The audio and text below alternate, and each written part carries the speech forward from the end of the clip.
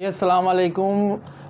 Social media پہ مجھے سوال پوچھنے میں آیا ہے کہ سر میں مکان خریدنا چاہ رہا ہوں، کوئی قانونی طریقہ ایسا بتائیں کہ میں فراڈ سے بچ سکوں۔ تو اس کا جواب یہ ہے کہ جب آپ کوئی مکان خریدنا چاہتے ہیں تو سب سے پہلے اس مکان کا خود وزٹ کریں یا بذریعہ آپ ایجنٹ اس کا وزٹ کریں۔ جب آپ کو تسلی ہو جائے کہ جو اکوموڈیشن بتائی گئی ہیں اس مکان میں موجود ہیں، اس کے بعد آپ کو چاہیے کہ آپ جو فروخت کنندہ ہے، جو مکان سیل کر رہا ہے، اس کو آپ کہیں کہ مجھے فریش ملکیتی فرد دے۔ وہ آپ فریش جو ملکیتی فرد ہوگی، آپ کو چاہیے کہ آپ بذریعہ پٹواری یا اراضی سینٹر سے اسے ویریفائی کروائیں۔ ویریفائی کروانے کے بعد آپ اس فروخت کنندہ جو مکان سیل کر رہا ہے اس کے ساتھ آپ اقرار نامہ معاہدہ بیع کریں، جو کہ 1200 یا 1200 سے زائد جو سٹام ہے اس پر ہوگا۔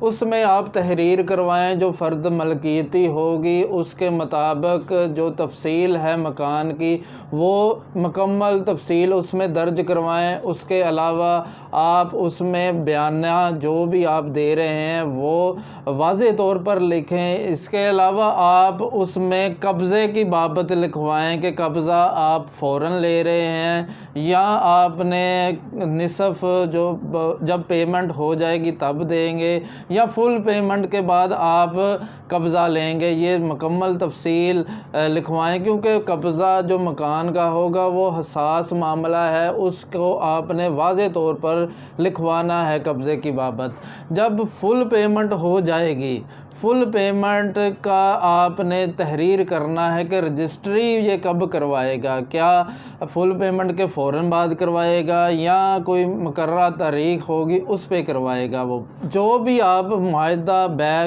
کر رہے ہیں، ساری تفصیل، شرط و شرائط، سارا کچھ آپ نے تحریر درج کی ہے، اس کو آپ نے 2 گواہان سے تصدیق بھی کروانا ہے۔ 2 گواہان لکھنے بہت ضروری ہیں، جن کے سامنے یہ سارا معاہدہ ہو رہا ہے ان کے آپ نام تحریر کروائیں، ان کے سائن اور انگوٹھا جات بھی اس پر لگوائیں۔